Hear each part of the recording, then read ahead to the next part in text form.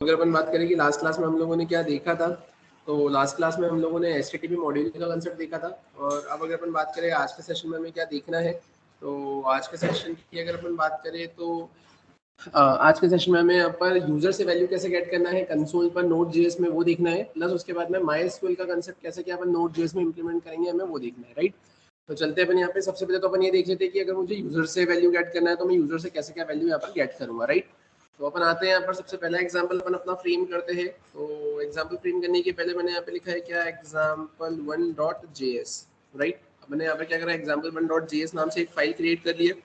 अब example1.js नाम से फाइल क्रिएट करने के बाद में अपन यहाँ पर आए, मैंने यहाँ पे लिखा है प्रोग्राम, है ना, showing the concept of how to take values, है ना, फ्रॉम यूजर, है ना, इन नोड ऑन कंसोल। ठीक है, मैंने अभी क्या लिखा, program showing the concept of how to take values from user in Node on console. ठीक है, या फिर आप बोल सकते हो टर्मिनल। तो अब अगर अपन बात करें क्या और कैसे, तो ध्यान से देखना। तो सबसे पहले तो मैंने यहाँ पे क्या किया है, तो first of all we need to require a module named as read line. मैंने लिखा अरे यार, मैंने यहाँ पे क्या लिखा है, मैंने लिखा है वेर में मैंने लिखा है यहाँ पे read line equals to require, और रिक्वायर में मैंने लिखा है यहाँ पे क्या, रीड लाइन, राइट। मैंने यहाँ पे ऐसा कुछ मेंशन कर दिया। अब अगर अपन बात करें अपने को करना क्या, मैंने इसे सेव किया। सेव करने के बाद में कंट्रोल प्लस शिफ्ट, या फिर मैंने क्या रहा है कंट्रोल प्लस शिफ्ट प्लस सी को मैंने प्रेस किया। अपन यहाँ पर आ गए। यहाँ आने के बाद में अपन क्या करेंगे, नोड में मैंने क्या लिखा है यहाँ पर, मैंने लिखा है यहाँ पर example1.js। ठीक है, अब देखो सबसे पहले यहाँ पर इसने क्या बोला, can not find module read line. इसका मतलब एक चीज ये समझ में आई कि यहाँ पर ये जो मॉड्यूल है ये इम्प्लिसिट मॉड्यूल नहीं है ना, we need to install it. तो इंस्टॉल करने के लिए आपको क्या करना पड़ेगा, आपको इंस्टॉल करने के लिए लिखना पड़ेगा npm इंस्टॉल, और आपको लिखना रहेगा रीड लाइन। ठीक है, हाँ, एक और चीज एक गड़बड़ करी मैंने यहाँ पे, रीड लाइन में L कैपिटल लिखा था, अब एक बार स्मॉल लिख कर देखो यहाँ पे, है ना। अपन यहाँ पर आए, मैंने यहाँ पर आकर से रन किया, हो गया ये, है ना। मैंने वो L कैपिटल लिख दिया था, है ना। L कैपिटल लिखने की वजह से क्या हो रहा था वहाँ पर, उसने बोल दिया मॉड्यूल नहीं है ना। अगर जब भी मॉड्यूल अगर आपके पास में नहीं होगा तो ऐसा बता देगा can not find module. But मैंने यहाँ पे स्मॉल एल लगाया है तो वो चल गया, मतलब बिना आपको इंस्टॉल करे चल गया, मतलब वो कोर मॉड्यूल की कैटेगरी में ही कैटेगराइज हो जाएगा। आपको एक्सप्लिसिटली इसको इंस्टॉल करने की जरूरत नहीं है, राइट। तो अब अगर अपन बात करें हमें करना क्या था, तो मैंने रीड लाइन लिखा। अब मैं यहाँ पर करूंगा क्या, तो अब यहाँ पर मुझे लिखना रहेगा read line dot create interface, और इस क्रिएट इंटरफेस के अंदर अब अपने को क्या करना रहेगा, तो we need to pass an object. और ये ऑब्जेक्ट के अंदर आप क्या पास करना रहेगा, तो इसके अंदर पास करना रहेगा आपको दो प्रॉपर्टी, एक इनपुट और एक क्या जाएगी आपके पास में आउटपुट। इनपुट की बात करें तो यहाँ पर क्या आएगा आपके पास में, तो आप सिंपली यहाँ पर बोलेंगे इनपुट के केस में आप यहाँ लिखोगे process.stdin, और यहाँ पर अब आप क्या लिखोगे, अब आप यहाँ पे लिखोगे फिर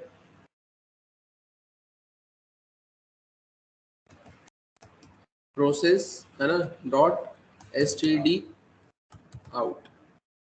ठीक है, ये आपने ऐसा कुछ मेंशन कर दिया, और इसको अब आप किस में लिख लोगे यहाँ पे, तो अब इसके लिए आपने लिख लिया वेर, मैंने यहाँ पे बना दिया क्या, इंस्टेंस, राइट। मैंने ऐसा कुछ मेंशन कर दिया। अब अगर अपन बात करें अब करना क्या है, अब यहाँ पे अपन लिखेंगे इंस्टेंस डॉट, एक मेथड होती है क्वेश्चन करके, आप लिखेंगे यहाँ पर क्वेश्चन। क्वेश्चन के बाद में आप यहाँ पे क्या लिखेंगे, मैसेज, जो कि आपको यूजर को दिखाना है। तो आपने सिंपली लिख दिया एंटर नेम, और उसके बाद में फिर यहाँ पर आपको क्या देना रहता है, कॉल बैक। और कॉल बैक के अंदर आपको क्या कंटेन करवा के रखना पड़ता है, एक आर्ग्यूमेंट, है ना, जो कि एज अ वेरिएबल कंसिडर करेगा आपके उस रिस्पेक्टिव क्वेरी के रिस्पेक्ट में। कि आपने अगर बोला है एंटर नेम, तो वो नाम कहाँ लिखेगा, तो वो जहाँ पे भी नाम लिखेगा तो वो वैल्यू किस में जाएगी, तो जो आप कॉमा करके जो कॉल बैक लिख रहे हो, तो उसमें जो आप वेरिएबल को एज आर्ग्यूमेंट पास कर रहे हो, तो उस वेरिएबल के अंदर वो वैल्यू जाएगी। मतलब मैंने क्या करा, मैंने यहाँ पे लिखा है नेम, तो इससे क्या होगा, जब स्क्रीन पर एंटर नेम लिखा हुआ दिखेगा और आप वहाँ पर कुछ लिखोगे, तो वो वैल्यू किस में जाएगी, इस नेम में उठकर चले जाएगी। फिर अगर अपन बात करें इसके अलावा, तो सेम टू सेम मैंने फिर से लिखा है यहाँ पर instance dot question. Instance dot question के बाद में अपन क्या करेंगे यहाँ पे, तो मैंने यहाँ पे लिख दिया है क्या, एंटर एज। एंटर एज के बाद में मैंने क्या करा, यहाँ पे कॉमा लगा कर मैंने सिंपली लिख दिया है क्या, यहाँ पर एज। यहाँ पर एज आ जाएगी। अब लेकिन इसके भी पहले अपन एक काम करते हैं, यहाँ पर लिखा हुआ जाएगा एंटर एज, और एंटर एज के बाद में आप क्या करेंगे, तो यहाँ पर क्या आ जाएगा आपके पास में एज। एज के अंदर ये भी क्या है, आपका कॉलबैक है जिसमें आपने एंटर एज लिखा है, तो उसके बाद में जो आप वैल्यू लिखोगे वो वैल्यू उसके किस में चली जाएगी, उस एज में चली जाएगी। तो फाइनली अब आप क्या करोगे, यहाँ पर इसको भी प्रिंट करवा दोगे। तो अगर अपन बात करें, अपन ने करा क्या है यहाँ पर, तो जैसे मैंने लिखा है एंटर एज, है ना, फिर एज और कंसोल डॉट लॉग, यहाँ पर मैंने क्या मेंशन कर दिया है, मैंने लिख दिया यहाँ पर एज। यहाँ पर आकर भी मैंने क्या कर दिया है, मैंने लिख दिया है यहाँ पर एज। क्लियर है यहाँ तक। फिर अगर अपन बात करें अब इसके अलावा, तो यहाँ तक तो अपन आ गए। अब इसके अलावा अगर अपन बात करें तो अब अपने को करना क्या है यहाँ पर, तो यहाँ पर आने के बाद में मैंने फिर से लिखा है इंस्टांस, ठीक है, और इंस्टांस डॉट में मैं क्या लिखूंगा यहाँ पर क्वेश्चन, और इंस्टांस डॉट क्वेश्चन के बाद में अगर अपन बात करें तो अपन यहाँ पर करेंगे क्या, तो एंटर नेम, एंटर एज और लिख दिया एंटर सैलरी, ठीक है, कॉमा करके। अब मैं क्या करूंगा यहाँ पर, तो मैंने फिर से यहाँ पर एक कॉल बैक फंक्शन बना दिया, ठीक है। अपन यहाँ पर आ गए, यहाँ पर आकर मैंने लिखा है क्या, सैलरी। सैलरी के बाद में अगर अपन बात करें अब क्या करेंगे यहाँ पर, तो अब यहाँ आने के बाद में अपन सिंपली क्या प्रिंट करवा देंगे, मैंने लिखा है कंसोल डॉट, मैंने लिखा है यहाँ पे लॉग, लॉग के बाद में मैंने क्या करा यहाँ पे, मैंने लिख दिया है सैलरी, ठीक है, और सैलरी में मैंने यहाँ पे प्रिंट करवा दिया क्या, सैलरी, राइट। और अब मुझे अब आगे कुछ नहीं करना है, तो मैं क्या करूंगा यहाँ पे लिखूंगा इंस्टांस डॉट क्लोज। क्लियर है। मैंने इसे यहाँ पर सेव किया, सेव करके मैं इसको चला कर देखते हैं। तो जैसा कि आपकी स्क्रीन पर आपको दिख रहा है, अपन यहाँ पर आए, मैंने इसे क्या करा है, यहाँ पर रन किया, सक्सेसफुली रन हो गया। एंटर नेम, अब मैं यहाँ पे क्या लिख देता हूँ, एंड्रयू एंडरसन, ये मैंने नेम लिखा, नेम आ गया। एंटर एज, मैंने एज लिख दी। एंटर सैलरी, मैंने यहाँ पे सैलरी लिख दी, ठीक है, यहाँ पे सैलरी प्रिंट हो गई।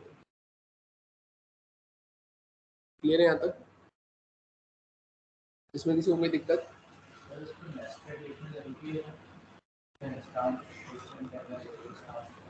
अगर आप ऐसा नहीं लिखते हो तो फिर आपको अलग अलग उसको लिखना रहेगा, है ना, अलग अलग लिखना रहेगा। तो आप लिख कर देखो एक बार।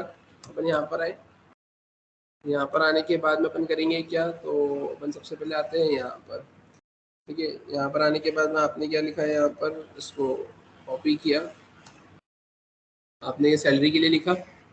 सैलरी के बाद में फिर क्या आएगा आपके पास में, एज, तो आपने यहाँ पर इसे एज के लिए लिखा, राइट। और उसके बाद में फिर क्या आएगा आपके पास में, यहाँ पे आपने इसे कॉपी किया, आपने उसको पेस्ट किया, आपने यहाँ पे किसके लिए लिखा है, नेम के लिए, राइट। उसको सेव किया, सेव करने के बाद अपन आते हैं यहाँ पर, मैंने इसे रन किया, यहाँ पर आकर मैंने लिख दिया है क्या, एंड्रयू एंडरसन, ठीक है। अब इसके बाद में अब देखो यहाँ पर कोई ऑप्शन ही नहीं दे रहा है,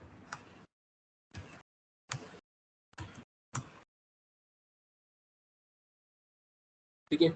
तो उस केस में आपको उसको उसके अंदर ही लिखना रहेगा, इंस्टांस डॉट नेम के बाद में, इंस्टांस के बाद आपने जो क्वेश्चन नाम के मेथड को कॉल किया है तो वो आ गया है, और उसके बाद में अगर आपको कुछ भी लिखना है तो आपको अंदर ही लिखना पड़ेगा। वैसा भी आप एक बार कर सकते हो, आपने उसको कॉपी किया, बट अगर आपने इंस्टांस डॉट क्लोज एक बार कर दिया तो मे बी वो सेकंड टाइम क्वेश्चन नाम के मेथड को कैसे कॉल करेगा, ठीक है। देखते हैं अपन एक बार फिर भी। अपन यहाँ पर आए, एंटर नेम एंडरसन, आपने वो लिख दिया तो उससे तो क्लोज ही हो गया ना। अब उसके बाद में अगर वो क्लोज हो गया तो फिर वो आगे बढ़ेगा ही नहीं, तो आपको उसको फिर अंदर ही लिखना पड़ेगा, ठीक है।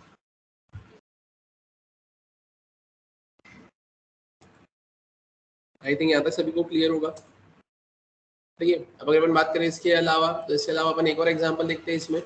तो मैंने क्या करा यहाँ पर, इसे सेव एज किया, सेव एज में मैंने यहाँ पर एग्जाम्पल 2 लिखा, सब कुछ वैसे का वैसे ही मैंने लिखा है। अपन यहाँ पर आ जाते हैं, अब यहाँ पर अपन लिखते हैं एंटर फर्स्ट नंबर, ठीक है। और यहाँ पर मैंने क्या लिख दिया, मैंने यहाँ पे लिख दिया है num1,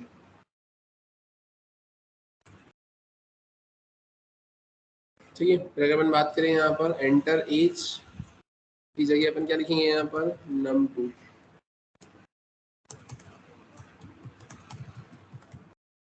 ठीक है।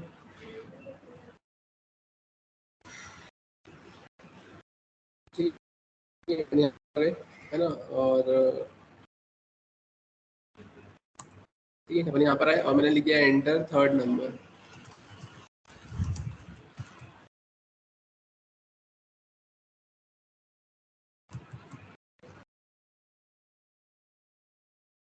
ठीक है। अपन यहाँ पर इसको हटा दिया, और फाइनली अपन अब करेंगे क्या, तो मैंने यहाँ पे लिखा है num1 num2 और मैंने यहाँ पे लिख लिया है क्या num3।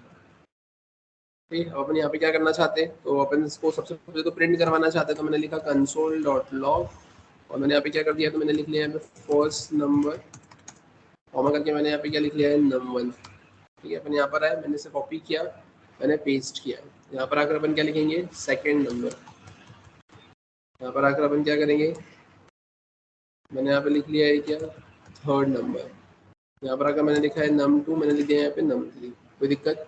अगर अपन बात करें अब क्या करना है, तो मैंने लिखा वेर, मैंने लिखा यहाँ पे सम, और सम के बाद में अपन क्या करवाने वाले हैं यहाँ पर इसको प्रिंट, तो मैंने यहाँ पे क्या लिख दिया है सम, यहाँ पर आकर अपन क्या करेंगे, अपन यहाँ पे लिखेंगे सम, यहाँ पर आकर अब मैं करूँगा क्या, तो मैंने लिखा num1 plus num2 plus num3, तो मैंने ऐसा लिख तो दिया है, लेकिन अब इसमें अपने को ये देखना है कि वो प्लस करेगा या कॉन्केट करेगा। ठीक है, अब अगर यहाँ पे कॉन्केट करता है तो अपने को फिर वहाँ पर क्या लिखना पड़ेगा पारसेंट। तो अपन आते हैं यहाँ पर, जैसा कि आपकी स्क्रीन पर आपको दिख रहा है, अपन यहाँ पर आ गए, तो उसने देखो क्या कर दिया, आपको कॉन्केट कर दे दिया है, तो आपको क्या करना पड़ेगा, यहाँ पर पारसेंट लगाना पड़ेगा। तो उसके लिए अपन लिखेंगे क्या यहाँ पे, तो पार्स इंट, आपने यहाँ पर ऐसा कुछ मेंशन कर दिया।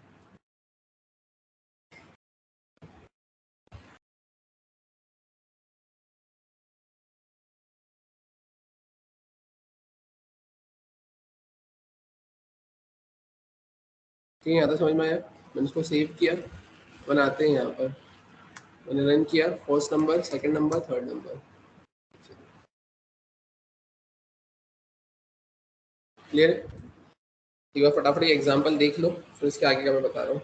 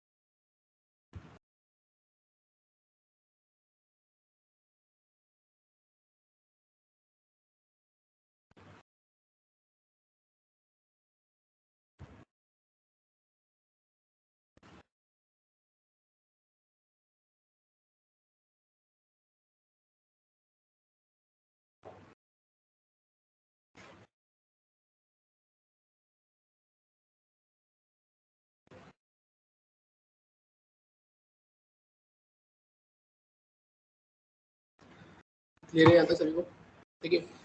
तो ये ऐसा कुछ कंसेप्ट आपको यहाँ पर देकर रखा हुआ है। अब अगर अपन बात करें अब इसके अलावा, तो ये तो अपन ने सिंपल सा ये कंसेप्ट देखा कि अगर मुझे टर्मिनल पर यूजर से वैल्यू गेट करना है तो अपन कैसे क्या गेट करेंगे, तो वो कंसेप्ट अपन ने यहाँ पर इम्प्लीमेंट किया है, राइट। अब अगर अपन बात करें अब हमें करना क्या है यहाँ पर, तो अब अपने को यहाँ पर अपना last topic, last concept Node.js का देखना है, and that is the concept is of MySQL, है ना। अभी MySQL होता क्या है, तो अगर अपन बात करें अभी MySQL से डील करने के लिए आपको क्या करना रहेगा या ये होता क्या है, तो जैसे थोड़ा सा मैं ब्रीफ में आपको बताता हूँ MySQL के बारे में। ये MySQL सिंपली है क्या, आपका रिलेशनल डेटाबेस है। अभी डेटाबेस मतलब होता क्या है, तो डेटाबेस मतलब आप सिंपली ऐसा बोल सकते हो कि जैसा आपने देखा होगा कि इनिशियल लेवल पर स्टार्टिंग में, है ना, एक बेसिक अगर अपन बात करें यहाँ पर,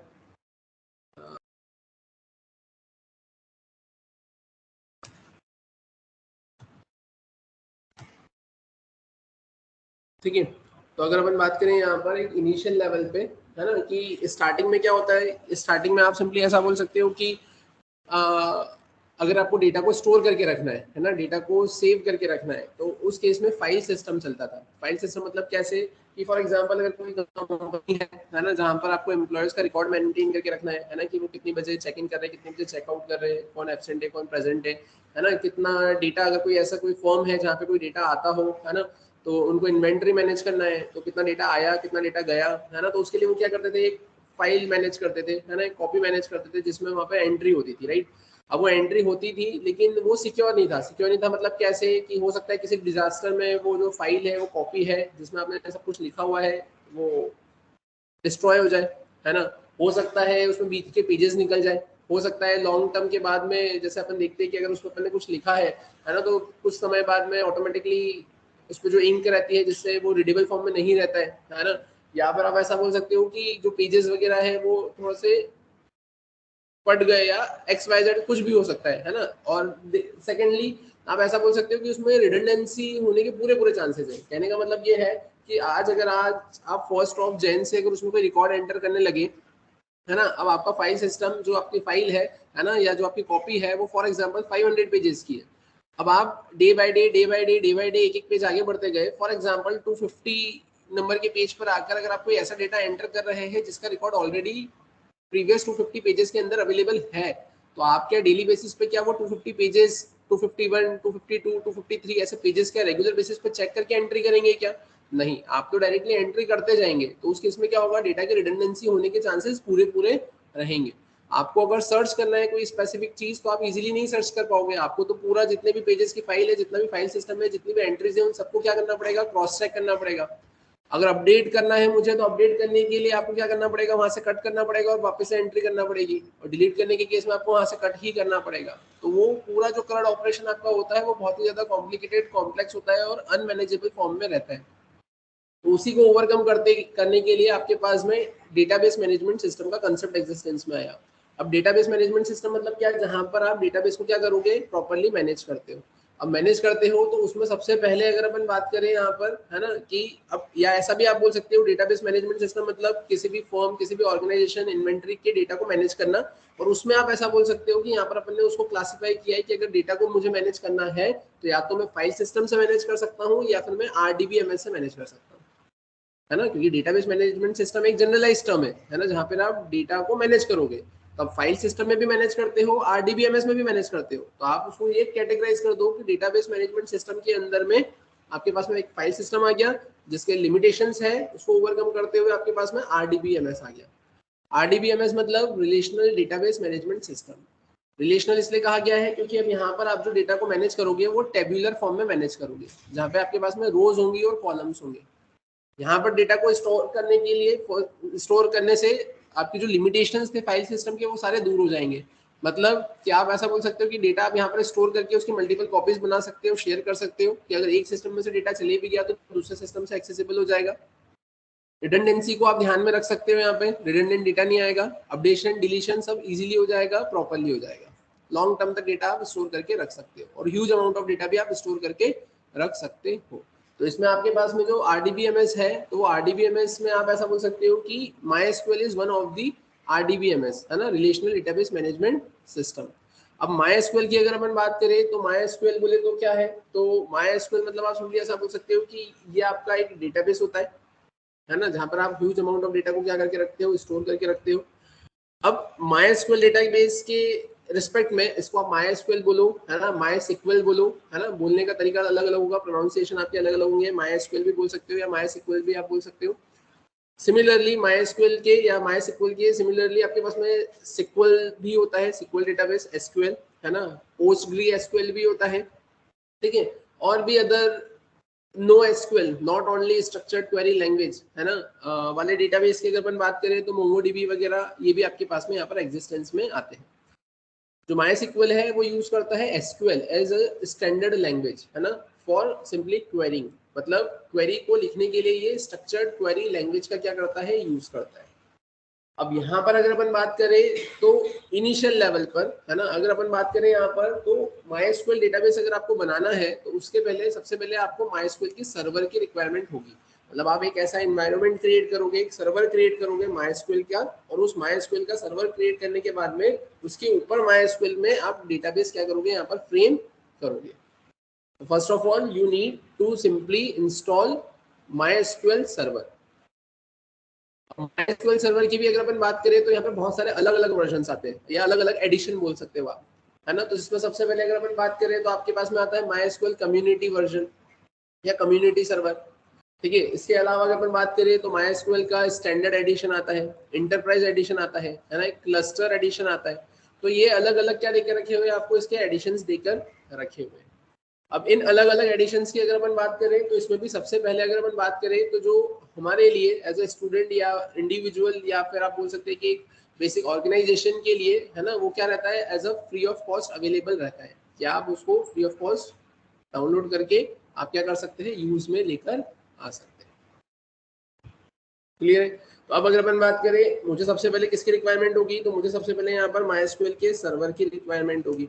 तो MySQL के सर्वर की अगर मुझे रिक्वायरमेंट होगी है ना, और उसके बाद में फिर क्या करेंगे अपन, तो एक बार MySQL का सर्वर मिल जाएगा और उसके बाद में फिर अपन यहाँ पे किसको डाउनलोड कर लेंगे, MySQL को अपन यहाँ पर डाउनलोड कर लेंगे। राइट, अब अगर अपन बात करें MySQL सर्वर के लिए, तो MySQL सर्वर के लिए सबसे पहले आपको क्या करना रहेगा, तो आपको गूगल पर आना रहेगा। आप यहाँ पर आएंगे, यहाँ पर आकर आप क्या सर्च करेंगे, MySQL सर्वर डाउनलोड। अब यहाँ पर आ गए, यहाँ आने के बाद में आप देखेंगे आपको ऑप्शन मिलेगा डाउनलोड MySQL कम्युनिटी सर्वर। ठीक है, अगर अपन बात करें इसके अलावा, तो इसके अलावा भी आपको और भी चीजें मिलेगी। डाउनलोड MySQL इंस्टॉलर करके भी होता है। अब इंस्टॉलर बोले तो क्या होता है, तो इंस्टॉलर बोले तो एक पैकेज की तरह होता है। पैकेज मतलब कैसे, जैसे फॉर एग्जांपल इसको एक रियल लाइफ एग्जांपल से समझो कि आपके घर में कोई फंक्शन है, राइट, तो आपको डेकोरेशन वाला भी चाहिए, कैटरिंग वाला भी चाहिए, ठीक है, फिर उसके अलावा इवेंट प्लानर भी चाहिए, है ना। तो अब आपने क्या करा है, आपने उस फंक्शन के अंदर इन तीनों को अलग अलग हायर किया है, मतलब अलग अलग आपने इनको बुक किया है कि कैटरिंग वाला अलग से आएगा, है ना, इवेंट प्लानर अलग से आएगा, ठीक है, डेकोरेशन के लिए अलग से आएगा। तो ये इंडिविजुअल इंडिविजुअल हो गया। और वहीं अगर आप कोई इवेंट मैनेजमेंट फर्म को अगर हायर करते हो और उससे ऑर्डर देते हो, तो वो एक ही फर्म ये सारे काम आपको कर कर दे देगा। तो सिमिलरली आप ऐसा बोल सकते हो कि ये जो इंस्टॉलर है ये उसी पूरे फर्म की तरह है कि इसके अंदर आपके पास में सर्वर भी आ जाएगा, है ना, और इसके अंदर बाकी की सारी चीजें भी आ जाएंगी, कनेक्टर्स वगैरह भी आ जाएंगे, आपके पास में GUI टूल वगैरह जो है वो भी इसके अंदर अवेलेबल हो जाएगा। अगर अपन बात करें इसके अंदर क्या क्या आता है, तो आप ऐसा देख सकते हैं यहाँ पर, अगर अपन इमेजेस के अंदर आते हैं और यहाँ पर अगर मैं बात करूँ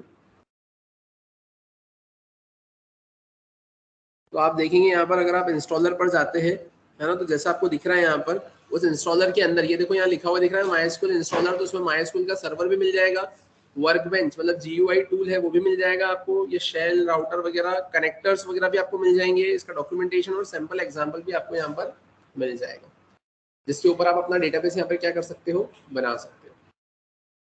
क्लियर है? और अगर आप इंडिविजुअली जाना चाहते हो तो आप इंडिविजुअली यहाँ पर कम्युनिटी सर्वर पर भी जा सकते हो, वो आपके ऊपर डिपेंड करेगा आप किस पर जाओगे।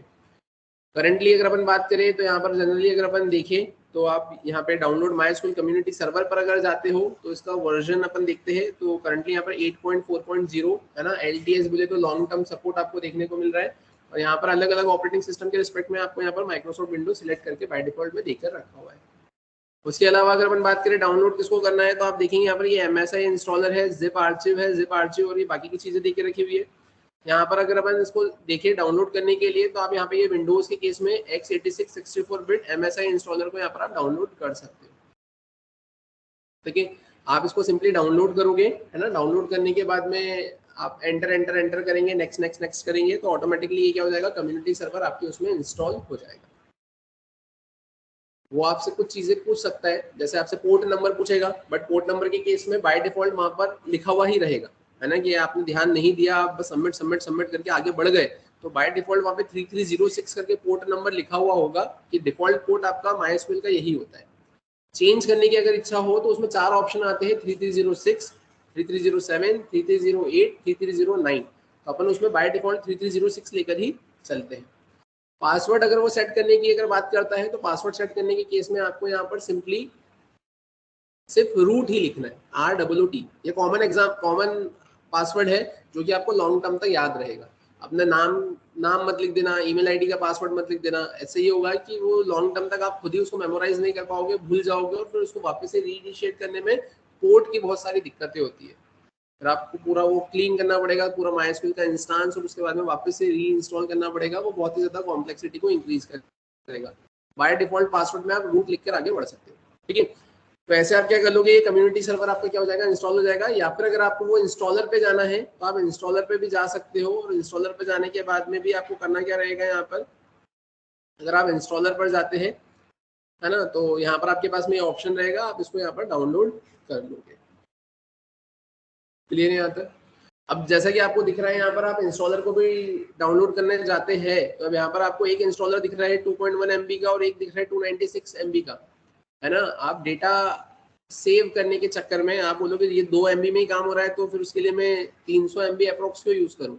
तो ठीक है, आपने 2 MB का तो डाउनलोड कर लिया, लेकिन उससे होगा ये कि जब आप उसको इंस्टॉल करने जाएंगे तब उसमें इंटरनेट लगेगा बाकी की फाइल्स को इंस्टॉल करने के लिए। तो बात एक ही पड़ेगी, आप कोई सा भी इंस्टॉल करें इंटरनेट तो दोनों में ही लगेगा और इतना MB डेटा आपको दोनों में लगेगा। यहाँ पर आप देखेंगे यहाँ लिखा हुआ है ये नीचे, है ना, MySQL इंस्टॉलर वेब कम्युनिटी, मतलब अगर वो 2 MB का अभी डाउनलोड किया है तो जब इंस्टॉल करोगे तब उसको इंटरनेट लगेगा और बाकी की लाइब्रेरीज उसमें इंस्टॉल होगी। और ये आपका ऐसा बोल सकते हो कि अगर आपने ये डायरेक्टली डाउनलोड कर लिया है तो इंस्टॉलेशन के केस में आपको बाकी की चीज़ों की रिक्वायरमेंट नहीं लगेगी।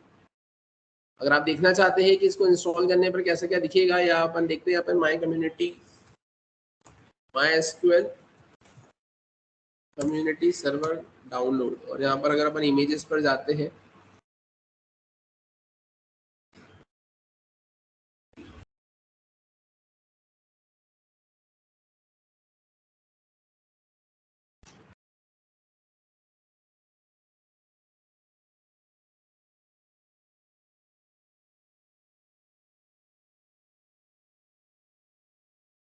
ये भी इंस्टॉलर के बारे में बता रहा है ये आपको, यहाँ पे ये इंस्टॉलर के बारे में बता रहा है। यहाँ पर इंस्टॉलर के केस में अगर आपको देखना है, मैं कम्युनिटी सर्वर के बारे में चाह रहा हूँ बताना एक बार।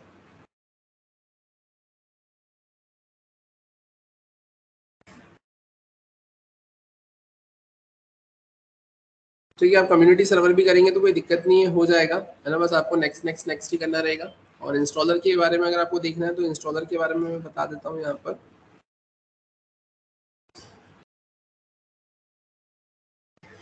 इंस्टॉलर के केस में भी करना कुछ नहीं है, आप यहाँ आएंगे, इसमें भी नहीं देख रहा है।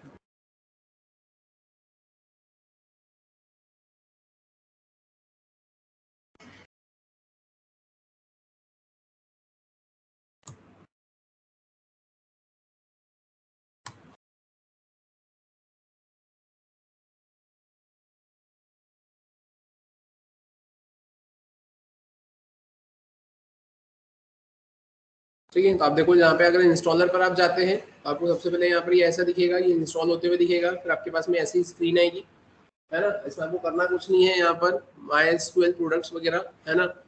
आप यहाँ पर आएंगे, अब इसके बाद में आपको क्या करना रहेगा यहाँ पर, तो आप सिंपली यहाँ पर इसको एग्जीक्यूट करेंगे, है ना। Connect to internet, fetch product, update information. तो आप यहाँ पर आकर क्या करेंगे, यहाँ पर आप डायरेक्टली नेक्स्ट करेंगे, है ना, या ऑटोमेटिकली जब इस पर आएंगे तो वो चलता हुआ रहेगा और ऑटोमेटिकली ये चेक हो जाएगा, है ना। और आप एक बार उस पर चेक क्लिक करके देख लेना, ठीक है। फिर आप नेक्स्ट करेंगे तो आप यहाँ पर आ जाएंगे, यहाँ पर आपको करना कुछ नहीं है। यहाँ पर ये जो फुल दे के रखा है, शायद तक बाय डिफॉल्ट फुल ही लिखा हुआ आता है वहाँ पर, नहीं अगर इधर उधर हो तो आप फुल पे क्लिक करके आप उसको नेक्स्ट कर देना। पाथ वगैरह आप चेंज ना करें, जो पाथ है वही रहने देना, ठीक है। उसके बाद में ऑटोमेटिकली यहाँ पर आओगे आप, ये ऑटोमेटिकली सब कुछ यहाँ पर इंस्टॉल हो जाएगा। आप फिर से नेक्स्ट कर दोगे, फिर यहाँ आ जाओगे, ऑटोमेटिकली आप यहाँ पर इसको एग्जीक्यूट पे क्लिक कर देना। जैसे ही एग्जीक्यूट पे आप क्लिक करोगे तो यहाँ पर ये सारे प्रोडक्ट्स ऐसे आपके क्या हो जाएंगे, इंस्टॉल हो जाएंगे। ये सब इंस्टॉल हो गया, यहाँ पर ये इंस्टॉल सक्सेस लिखा हुआ आ जाएगा, आप नेक्स्ट कर दोगे। नेक्स्ट करने पर आप यहाँ आ जाओगे, ये आपको सर्वर दिखेगा, इनिशियल कॉन्फ़िगरेशन यहाँ पर ऐसा दिखेगा आपको, आप इसमें भी आप नेक्स्ट करोगे। नेक्स्ट करने के बाद में देखो ये पोर्ट नंबर बाय डिफॉल्ट 3306 लिखा हुआ है ना, लिखा हुआ है, आपको कुछ चेंज नहीं करना है, आप नेक्स्ट कर दोगे। यहाँ पर वो पासवर्ड पूछेगा, पासवर्ड के लिए जैसा मैंने आपको बताया रूट लिखना है। भले ही वो बता दें आपका पासवर्ड की स्ट्रेंथ वीक है, फिर भी स्टिल रूट लिखकर आप आगे बढ़ेंगे। आप नेक्स्ट कर देंगे। नेक्स्ट करने के बाद में इसमें कोई चेंजेस नहीं करना है, जो लिखा है वैसा लिखा रहने देना। नेक्स्ट कर दोगे, यहाँ पर ऐसा आएगा और उसके बाद में फाइनली यहाँ पर ये ऐसा चेक होगा और ये सारी चीज़ें आपकी इंस्टॉल होगी और यहाँ पर the installation procedure has been completed. Clear है क्या यहाँ तक, समझ में आया। तो ये आपका इंस्टॉलर का था। अगर आप ये भी करते हैं तो भी कोई दिक्कत नहीं है, क्योंकि ये करेंगे आप तो ये MySQL वर्कबेंच वगैरह सारी चीज़ें आपको एक साथ में मिल, आपको अलग अलग इधर उधर नहीं जाना पड़ेगा। अगर आप कम्युनिटी सर्वर को जाते हो तो कम्युनिटी सर्वर तो करना ही पड़ेगा, उसके अलावा फिर एडिशनली आपको MySQL वर्कबेंच भी करना पड़ेगा। अब ये MySQL वर्कबेंच क्या है? तो MySQL वर्कबेंच की अगर अपन बात करें तो आप सिंपली ऐसा बोल सकते हो कि दो चीज़ें होती है ना। जैसे आपने अगर कोई लैंग्वेज पढ़ी हो, लाइक जैसे सी पढ़ी हो, है ना, तो एक तो वो होता है टर्बो सी, C7 उस पर चलाते हैं अपन, या फिर आप किसी एडिटर पे चलाते हो। अगर आपने जावा पढ़ी हो तो आप नोटपैड पे भी चला सकते हो, या फिर नेटबीन्स, एक्लिप्स वगैरह उस पर भी चलाते हो। तो सिमिलरली यहाँ पर जब आप डेटाबेस से डील करोगे तो आपने जब यहाँ पे सर्वर को इंस्टॉल कर लिया और उसके ऊपर डेटाबेस आपने बना लिया, तो अब उसको चलाने के लिए आपके पास में दो ऑप्शन है। या तो एक कमांड प्रॉम्प्ट जिसमें सिर्फ आपको ब्लैक स्क्रीन दिखेगी, आप उससे भी काम कर सकते हो, और नहीं तो आपके पास में एक GUI होता है, ग्राफिकल यूजर इंटरफेस। और उस GUI पर अगर आप जाते हो तो उसमें सबसे पहला नाम आता है MySQL वर्कबेंच। ये वर्कबेंच आपको एक GUI, ग्राफिकल यूजर इंटरफेस देता है कि जहां पर एक्सप्लिसिटली आपको कमांड्स नहीं लिखना पड़ता है, डायरेक्टली आप वहां पे क्लिक क्लिक क्लिक करके आपकी टेबल वगैरह सब कुछ क्रिएट कर लेते हो, इजीली वहां पर सारे ऑप्शंस होते हैं। लेकिन आपको आपका सेफ एंड नहीं देखना है ना, आपको दोनों चीजें आना चाहिए कि इनकेस कभी GUI आपका काम नहीं करता है तो आपको कंसोल मतलब कमांड लाइन से भी क्वेरी को फायर करते हुए आना चाहिए। ठीक है, तो अगर अपन बात करें यहाँ पर, तो ये MySQL वर्कबेंच है, आप इसको भी क्या करेंगे, यहाँ पर डाउनलोड करेंगे। डाउनलोड करने के बाद में आप देखें यहाँ पर ये ऑप्शन मिलेगा आपको, है ना, डाउनलोड नाउ का ऑप्शन मिलेगा, आप इसको डाउनलोड कर लेंगे तो कुछ इस तरीके से आपको देखने को मिलेगा। अब आपके ऊपर डिपेंड करेगा कि मतलब आप क्या चाहते हैं, है ना, कि आप या तो MySQL कम्युनिटी सर्वर करें इंस्टॉल, डाउनलोड करें, और उसके बाद में MySQL वर्कबेंच करें अलग से, तो ये दो चीज़ें लगेंगी। और नहीं तो आप इंस्टॉलर भी डाउनलोड कर सकते हो, उस एक इंस्टॉलर में सारी चीज़ें आ जाती है। ठीक है, अब ऐसा करने के बाद में अगर अपन बात करें अब क्या, तो ये जो भी आप कम्युनिटी सर्वर या इंस्टॉलर वगैरह करेंगे इंस्टॉल, है ना, तो ये इंस्टॉल करने के बाद में, है ना, ये इंस्टॉल करने के बाद में आप जब यहाँ पर सर्च पर आएंगे तो सर्च पर आकर आप लिखेंगे यहाँ पर MySQL। तो जब आप MySQL सर्च करेंगे तो आपके पास में एक ऑप्शन मिलेगा MySQL कमांड लाइन क्लाइंट का। अब ये MySQL कमांड लाइन क्लाइंट क्या है, तो यहाँ पर भी दो चीजें आती है ना। अगर अपन बात करें यहाँ पर अपने कमांड प्रॉम्प्ट की, तो कमांड प्रॉम्प्ट क्या होता है, जनरलाइज होता है कि उस पर आप जावा के प्रोग्राम चला लो, उस पर आप सी के प्रोग्राम का आउटपुट देख लो, है ना, उस पर आप नॉर्मली Node.js वगैरह जो चलाना है आप वो चला लो, है ना। लेकिन अगर अपन बात करें उस पर MySQL भी चला सकते हैं। और उसके अलावा अगर मैं बात करूँ कि मुझे स्पेसिफिकली ऐसा कुछ कमांड लाइन चाहिए जिसमें सिर्फ MySQL ही चले, तो वो होता है MySQL कमांड लाइन क्लाइंट, जो कि आपके इंस्टॉलेशन के साथ में ऑटोमेटिकली इंस्टॉल होकर आपको मिल जाता है। आप इस पर क्लिक करेंगे, क्लिक करने पर ये देखेंगे आपकी स्क्रीन पर आपको कुछ इस तरीके से देखने को मिलेगा। यहाँ पे सबसे पहले वो पूछेगा कि आपसे पासवर्ड, यहाँ पर ये वो पासवर्ड पूछ रहा है जो आपने MySQL के सर्वर के इंस्टॉलेशन के टाइम पे लिखा था। तो यहाँ पर मैंने लिखा है रूट। रूट लिखने के बाद में मैंने करा है एंटर, आप देखेंगे ये ऐसा कुछ लिखा हुआ आ गया, ये स्पेशली आपके MySQL के लिए ही है। तो आप देखेंगे यहाँ पर उसका वर्जन भी देके रखा हुआ है, server version 8.3.0 MySQL community server.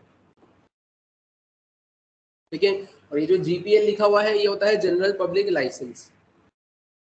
ठीक है, अलग अलग लाइसेंस होते हैं, है ना, कि ये सिंपली ये बोलता है कि इन केस अगर आप यहाँ पर कम्युनिटी सर्वर का यूज करते हो किसी इंडिविजुअल या ऑर्गेनाइजेशन के रिस्पेक्ट में, तो उसमें आप जो इसका डेटाबेस वगैरह रखेंगे तो GPL लाइसेंस के अंदर ये पॉसिबिलिटी रहती है या ये ऑप्शन रहता है कि वो ये बोलता है कि ये ओपन सोर्स है, आपको आपके कोड को शेयर करना पड़ेगा, सोर्स कोड को, है ना। तो वो सारी चीजें हैं, वो जनरल टर्म्स एंड लाइसेंसिंग है, वो इन फ्यूचर की बात है, लेकिन इनिशियल लेवल पर यहाँ पर आपको कुछ ऐसा देखने को मिल रहा है। क्लियर है। वहीं अगर अपन बात करें कि अगर मैं कमांड प्रॉम्प्ट से जाना चाहूँ तो फिर उस केस में अपन एक बार ट्राई करते हैं। यहाँ पर अपन आते हैं यहाँ पर अपने सी ड्राइव पर। सी ड्राइव पर आने के बाद में अपन आते हैं प्रोग्राम फाइल्स पर।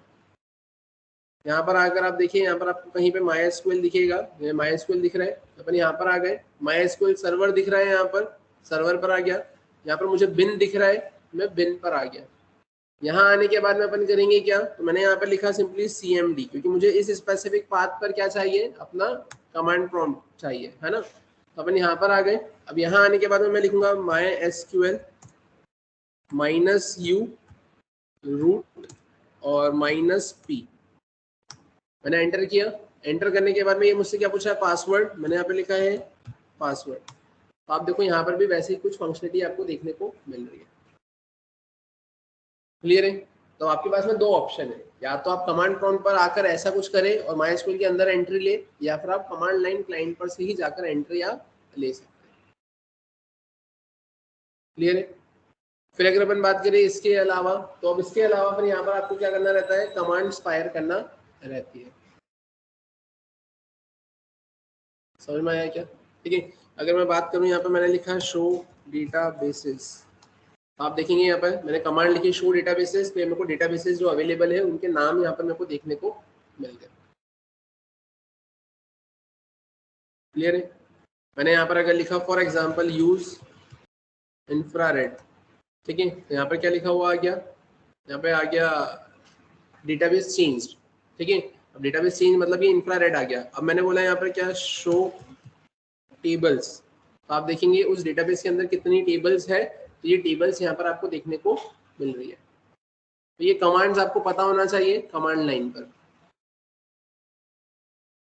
क्लियर है यहाँ तक सभी को? ठीक है, अब अगर अपन बात करें इसके अलावा, तो अब इसके अलावा अपने को अब करना क्या है, तो अपने को यही सारी फंक्शनलिटी किसके साथ में फ्रेम करना है, अपने Node.js के साथ में परफॉर्म करना है। ठीक है, और Node.js में MySQL की फंक्शनलिटी कैसे ऐड ऑन करेंगे, तो उसके लिए बैकएंड पर, मतलब आपके पास में आपके सिस्टम में MySQL का सर्वर इंस्टॉल्ड होना चाहिए, जिसके ऊपर आप MySQL का डेटाबेस क्रिएट करेंगे। क्लियर है यहाँ तक? चलते हैं अपन वापस से अपने कोड पर। तो जैसा कि आपकी स्क्रीन पर आपको विजिबल है, अपन आ जाते हैं यहाँ पर। अब यहाँ आने के बाद में अपन करेंगे क्या, तो यहाँ आने के बाद में अपन आते हैं और यहाँ आने के बाद में अपन देखते हैं सबसे पहले program to connect with MySQL।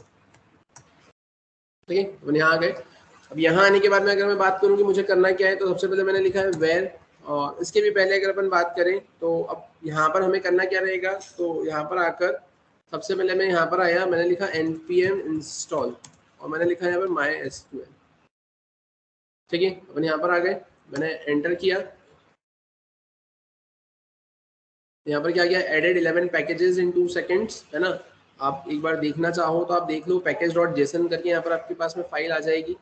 ये package.json करके फाइल आई है, यहाँ पर आपको देखोगे, यहाँ पर आपको ये MySQL ऐसे देखने को मिल रहा है। क्लियर है यहाँ तक?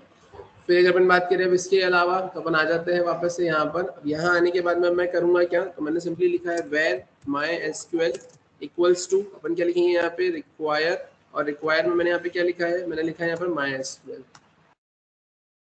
और फिर मुझे क्या करना रहेगा, तो मैं लिखूंगा यहाँ पर MySQL डॉट क्रिएट कनेक्शन, और क्रिएट कनेक्शन के अंदर मुझे क्या पास करना रहेगा, ऑब्जेक्ट, जिसमें मैं यहाँ पे क्या लिखूंगा, तो मैंने सिंपली लिखा है यहाँ पर यूजर। ठीक है, यहाँ पर अपन क्या लिखेंगे, यूजर। तो यूजर में मेरे पास में यूजर का नाम क्या है, रूट। मैंने लिखा है यहाँ पर क्या, पासवर्ड। पासवर्ड में मैंने यहाँ पे क्या लिखा है, तो मैंने लिखा है यहाँ पे रूट। फिर यहाँ पे क्या लिखना रहेगा, आपको लिखना रहेगा यहाँ पर होस्ट। होस्ट में अब आप क्या लिखेंगे यहाँ पर, तो होस्ट में मैंने यहाँ पे क्या लिख दिया है, तो अब यहाँ पर अपन लिख लेते हैं लोकल होस्ट। ठीक है, अगर लोकल होस्ट यहाँ पर ऐसा लिखा हुआ नहीं चलता है, तो फिर इसकी जगह अपन क्या लिखेंगे, एक लोकल IP लिखेंगे 127.0.0.1। ठीक है, वो अपन देखेंगे कैसे क्या। तो अपन आते हैं यहाँ पर। अब यहाँ आने के बाद में अगर मैं बात करूँ इसके अलावा अपन और क्या कर सकते हैं, तो मैंने कॉमा करके यहाँ पर देखा कि अगर मैं पोर्ट लिखना चाहूँ, तो मैंने पोर्ट भी लिख दिया 3306। डेटाबेस तो मैंने अभी बनाया नहीं है ना, वो तो जो थे वो ऑलरेडी बने हुए थे, अभी अपन यहाँ बना के उससे फिर कनेक्ट करेंगे। अपन यहाँ पर आए, यहाँ आने के बाद में मैंने क्या लिखा है, con is simply the instance of your MySQL, है ना, क्रिएट कनेक्शन कि MySQL डॉट क्रिएट कनेक्शन से यहाँ पर आपको क्या मिलेगा, आपको एक इंस्टेंस मिलेगा, है ना। यहाँ पे देखो ये क्या देके रखा हुआ है, यहाँ पे इसके बारे में कुछ लिखा है क्या, है ना, इसने यहाँ पे कुछ नहीं दिया है, सिर्फ क्रिएट कनेक्शन देके रखा हुआ है यहाँ पर। तो ये आपको क्या दे देगा, आपने MySQL को जो मॉड्यूल को इंस्टॉल की, मतलब इंस्टॉल करके रिक्वायर किया है, तो उसके बाद में फिर क्या होगा यहाँ पर, तो आप यहाँ पर उस MySQL का क्या क्रिएट करेंगे, एक इंस्टेंस क्रिएट करेंगे। अब इसके बाद में आप क्या करेंगे, तो आप यहाँ पे लिखेंगे कॉन डॉट कनेक्ट। कनेक्ट के अंदर अगर अपन बात करें, अब यहाँ पर क्या होगा, तो कनेक्ट के अंदर आने के बाद में अगर अपन बात करें, तो यहाँ पर मैंने लिखा है क्या, एरर, और एरर के बाद में मैं क्या लिखूंगा, इफ में मैंने यहाँ पे क्या लिखा है, एरर। अगर एरर आती है तो अपन क्या बोलेंगे यहाँ पे, कंसोल डॉट लॉग, और कंसोल डॉट लॉग में मैंने यहाँ पर क्या बोला है, लिखा है यहाँ पर एरर अकर्ड, और यहाँ पर मैंने क्या कर दिया है, एरर। और नहीं तो अपन क्या करेंगे यहाँ पर एल्स में आके मैं क्या करूँगा, तो मैंने सिंपली लिखा है यहाँ पर कंसोल डॉट लॉग, और कंसोल डॉट लॉग में मैंने क्या लिख दिया यहाँ पर, कनेक्शन एस्टेब्लिश सक्सेसफुली। क्लियर है? मैंने इसको सेव किया। सेव करने के बाद में अपन क्या करेंगे, तो अपन आ जाते हैं यहाँ पर और अपन अपने उस पर आ जाते हैं, ये अपन यहाँ पर आए और यहाँ आने के बाद में अपन क्या करेंगे, तो मैंने यहाँ लिखा एग्जाम्पल नंबर 3। ठीक है, मैंने एंटर किया। अब देखिए यहाँ पर ये क्या बोल रहा है, not supported authentication mode, client does not support authentication protocol requested by server, है ना, कंसिडर अपग्रेडिंग मायस्क्वेल क्लाइंट। ठीक है, इसके लिए फिर अगर अपन एक काम करते हैं, यहाँ पर आकर मैं यहाँ पर आया और यहाँ आने के बाद में ये जो लोकल होस्ट मैंने लिखा हुआ है, ठीक है, सबसे पहले तो अपन एक काम करते हैं, इसको यहाँ से हाइड करने की कोशिश करते हैं। मैंने यहाँ पे ये नहीं लिखा, अपन एक बार इसको चला कर देखते हैं यहाँ पर, क्या इससे मेरी प्रॉब्लम सॉल्व होगी क्या। इससे प्रॉब्लम सॉल्व नहीं हुई है, अपन वापस से आते हैं यहाँ पर और यहाँ आने के बाद में मैंने क्या लिखा है, तो मैंने लिखा है यहाँ पर 127.0.0.1। ठीक है, यहाँ पर ये मैंने ऐसा कुछ मेंशन करा। ठीक है, अपन इसको सेव करते, सेव करने के बाद में अपन आते हैं वापस से यहाँ पर, मैंने स्क्रीन को क्लियर किया। ठीक है, स्टिल यहाँ पर ये इशू वही परसिस्ट कर रहा है। यहाँ पे बोल रहा है एरर नॉट सपोर्टेड, या नॉट सपोर्टेड ऑथेंटिकेशन मोड।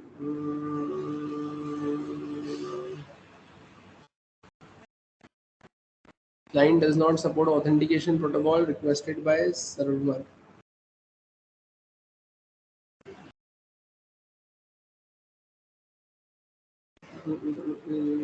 इसीलिए अपने को करना क्या रहेगा, क्या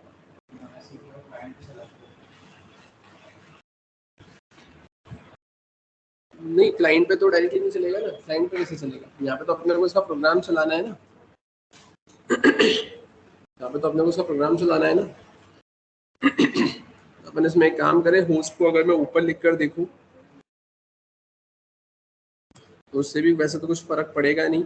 यहाँ पर अपन ये पोर्ट वगैरह भी हटाते हैं अभी। अभी सिर्फ मैंने लिखा है यहाँ पे यूजर रूट, और यहाँ पर ये मैंने ऐसा लिखा है, इसमें भी अगर तो आपको लिखना ही पड़ेगा। ठीक है, आपने MySQL लगा के रखा हुआ है। और ठीक है, इसके अलावा अपन अगर बात करें तो जो पैकेज डॉट जेसन थी, है ना, उसमें भी अपन ने डायरेक्टली एंट्री करी है, तो उससे भी खैर कोई फर्क तो पड़ेगा नहीं। और अपन ने कनेक्ट लिखा है, क्रिएट कनेक्शन लिखा है यहाँ पर, और बाकी की सारी चीज़ें लिखी है। राइट, अपन इसको सेव करते, एक बार चला कर देखते हैं वापस से। हमने स्क्रीन को क्लियर किया। थर्ड वाला एग्जांपल है अपना, अपन एक बार सर्च कर लेते हैं यार इसको।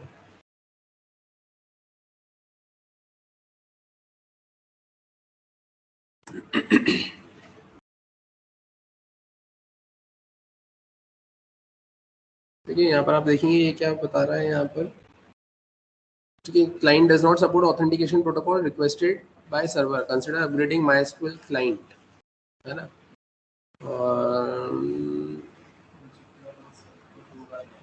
ठीक है, कहाँ पे, यहाँ पे देखिए रखा हुआ है ये, this is my node code. अपन ने भी यहाँ पर ऐसे ही कुछ लिखा था, क्रिएट कनेक्शन लिखा था, लोकल होस्ट लिखा था, यूजर पासवर्ड लिखा था, कनेक्शन लिखा था। राइट, सेम ये वाली प्रॉब्लम इधर भी आ रही थी, अपने को भी यही प्रॉब्लम आ रही है। इसका सॉल्यूशन क्या देके रखा हुआ है यहाँ पे, execute the following query in MySQL workbench, alter user root identified with MySQL native password by password.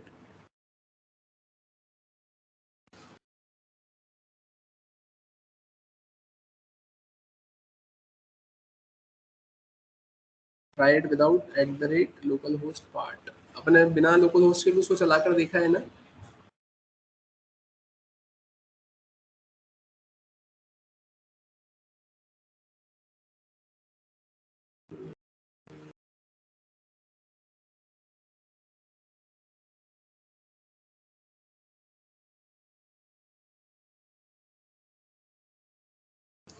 एक बार अपन MySQL 2 कर देखते हैं यहाँ पर, है ना, इंस्टॉल बनाते हैं। यहाँ पर मैंने लिखा है npm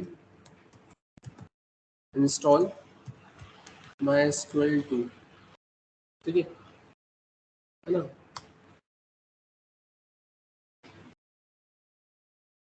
यहाँ पर अपन आ गए, यहाँ पर आने के बाद में अपन लिखते हैं यहाँ पर MySQL 2।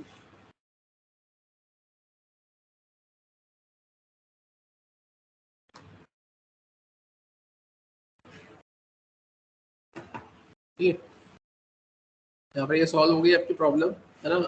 Example 3 connection establish successfully. आपको करना क्या है, अभी अपन ने ऐसा करा क्यों, ऐसा इसलिए करा क्योंकि ये जो MySQL आपने करा था ये चलता है ना, लेकिन ये डाउनग्रेड वर्जन पे चलता है। जैसे आप अगर यहाँ पे इंस्टॉल करते हैं 5 पॉइंट समथिंग, 5.5, 5.7, है ना। अगर जैसे अब अभी आपने कम्युनिटी सर्वर 8.40 का आपने करोगे, आप जब करोगे वो 8.40 का होगा। मैंने जब करा था वहाँ पर 8.3 लिखा हुआ था, उसके पहले मेरे पास में 5.7 था, है ना।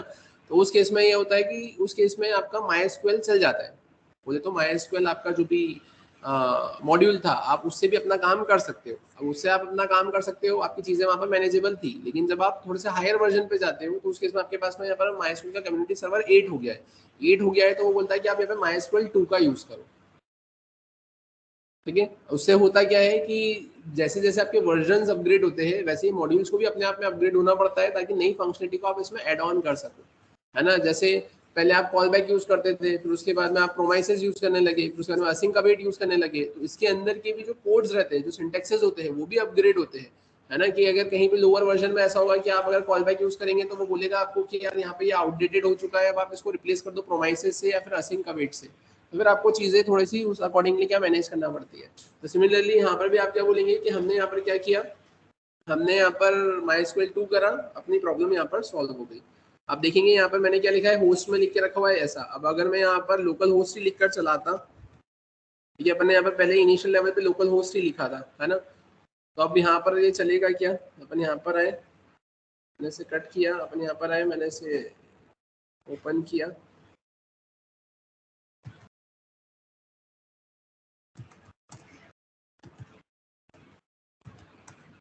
ठीक है, तो भी आपका चल गया, है ना, कोई दिक्कत नहीं। यहाँ पर अगर आप पोर्ट वगैरह भी लिखते हैं, पोर्ट में आप 3306 भी अगर आप लिख देते, है ना, तो भी कोई दिक्कत नहीं थी। अपन इसको चलाकर देख लेते हैं। यहाँ पर मैंने इसको सेव किया और सेव करके अपन आते हैं यहाँ पर।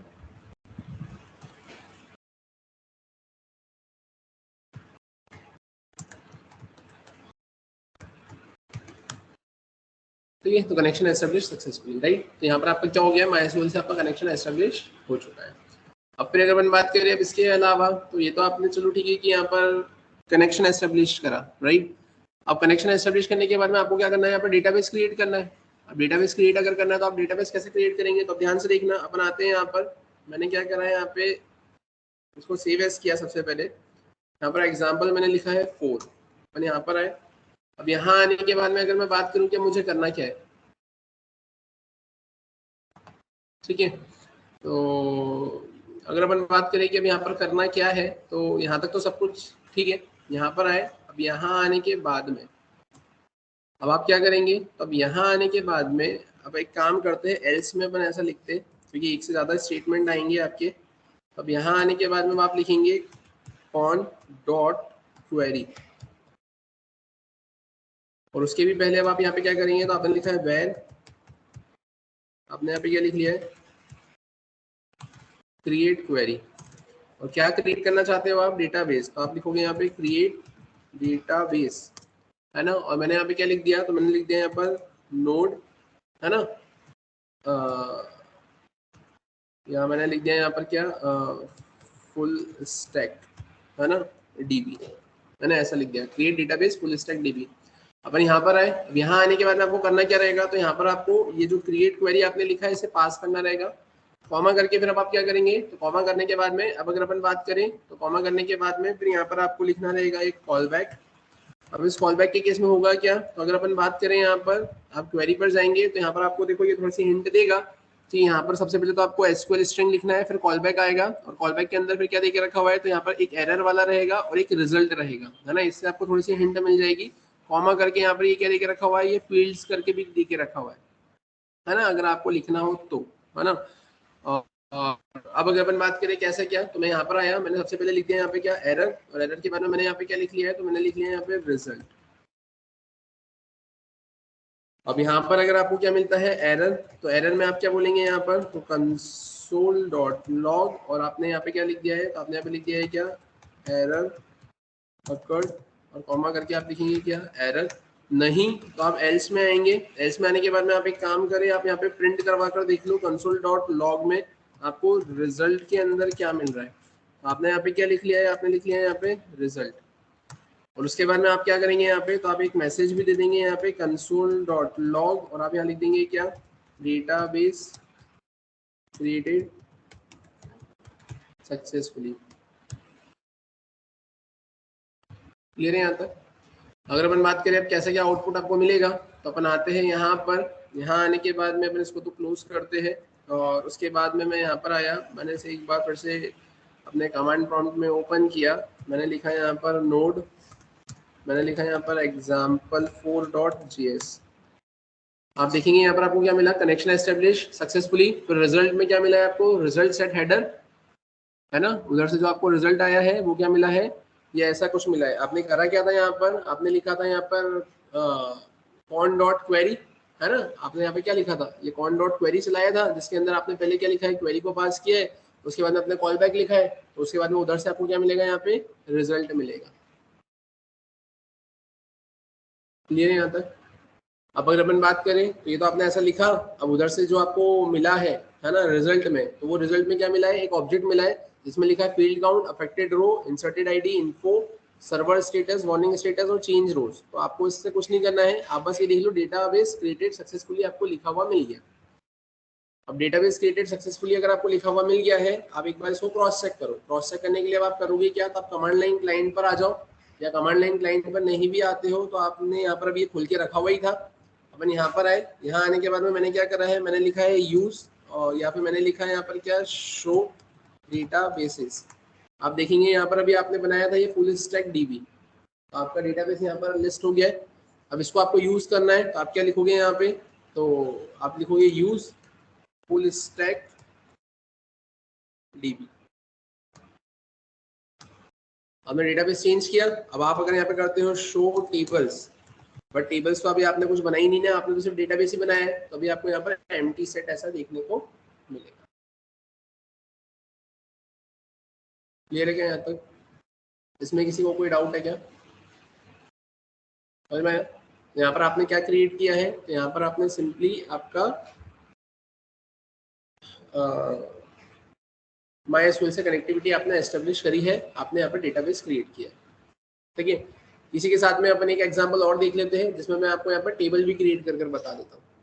ठीक है, ताकि फिर नेक्स्ट सेशन में मैं आपको फिर उसमें डेटा इंसर्ट करना, अपडेट करना, डिलीट करने वाला एक पूरा वो CRUD ऑपरेशन बता दूंगा। राइट, तो अगर अपन बात करें अब यहाँ पर मुझे करना क्या है, तो अब यहाँ पर अपने को टेबल क्रिएट करना है, राइट है ना, या फिर अपन एक काम करके टेबल क्रिएट करने का नेक्स्ट सेशन में देखते हैं, है ना, ताकि उसमें पूरा प्रॉपर्ली क्लियर हो जाएगा कि टेबल भी कैसे बनेगी और उसमें फिर वेरिएशंस वगैरह कुछ करना है तो वो कैसे बनेगा, है ना।